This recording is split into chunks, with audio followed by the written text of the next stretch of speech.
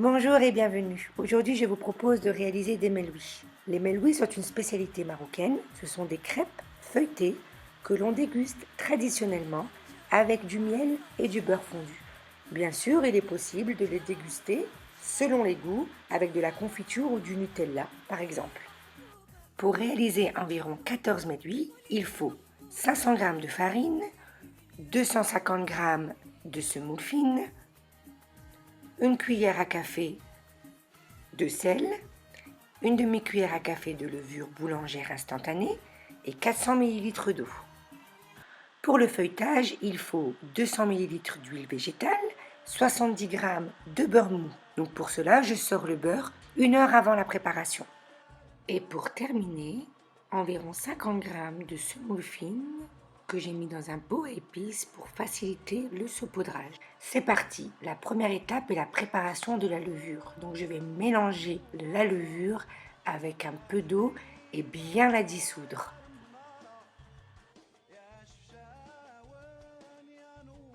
Place au pétrissage. Donc tout d'abord, je mets la farine, puis le sel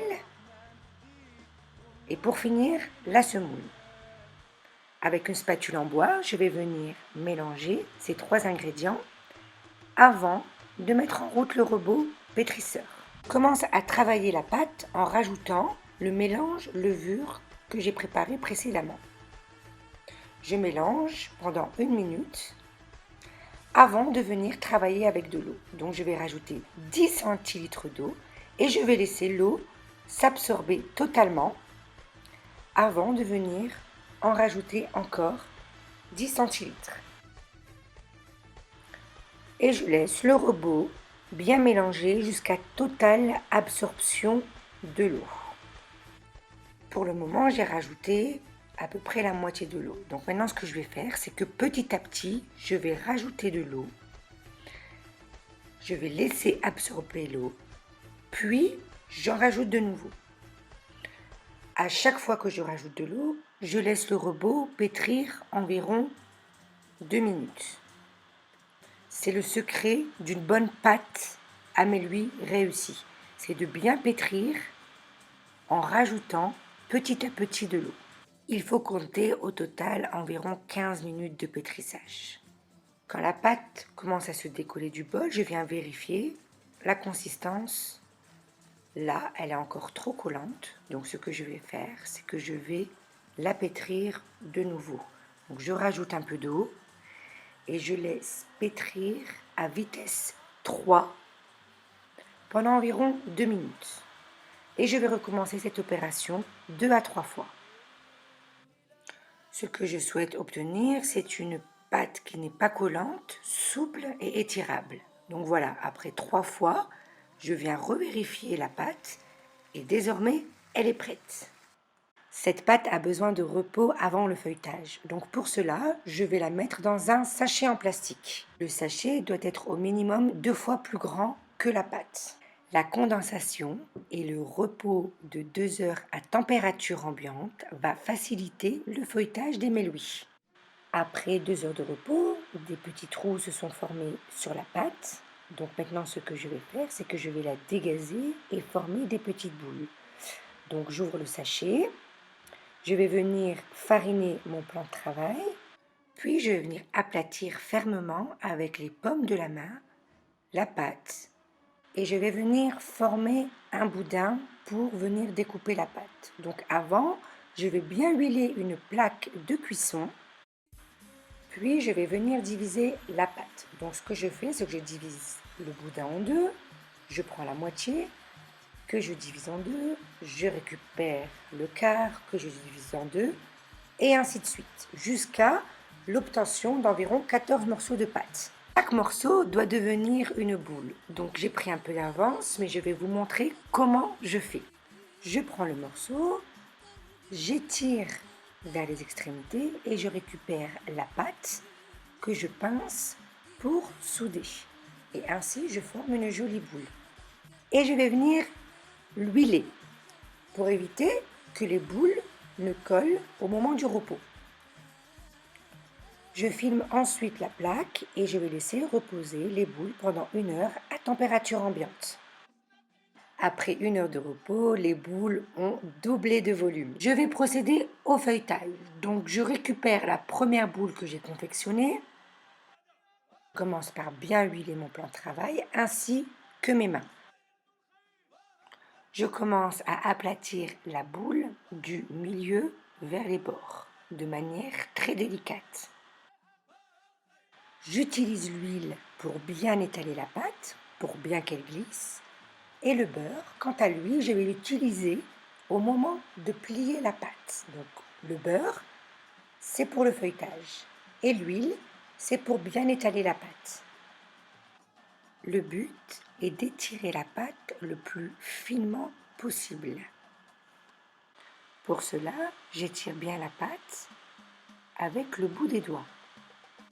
Au moment de l'étirage, il est possible que la pâte se déchire, mais ce n'est pas grave parce que je vais venir la plier sur elle-même et donc le trou sera comblé. J'ai choisi de vous montrer en temps réel le feuilletage d'un méloui pour que vous puissiez bien voir la technique.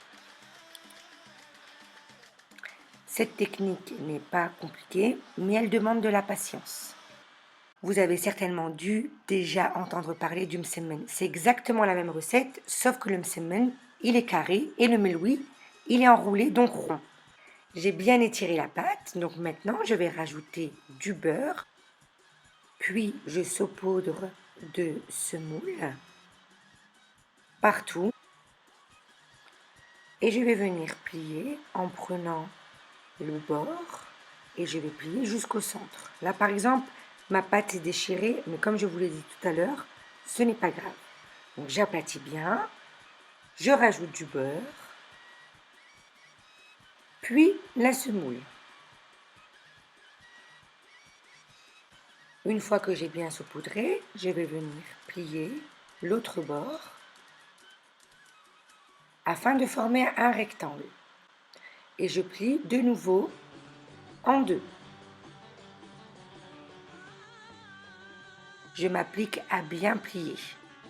Avant d'aplatir,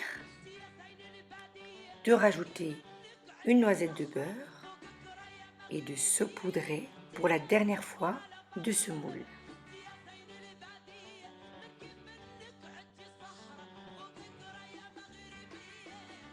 Place à l'enroulage.